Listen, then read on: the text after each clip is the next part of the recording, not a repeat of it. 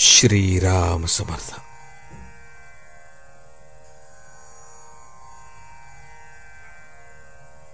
नाम हाच भगवंताचा अवतार.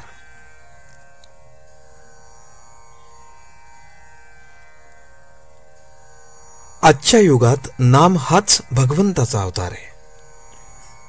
सुष्टांचे रक्षण आणि दुष्टांचा नाश करण्याकरता मी अवतार घेतो, असे भगवंतांनी गीतेत सांगितले.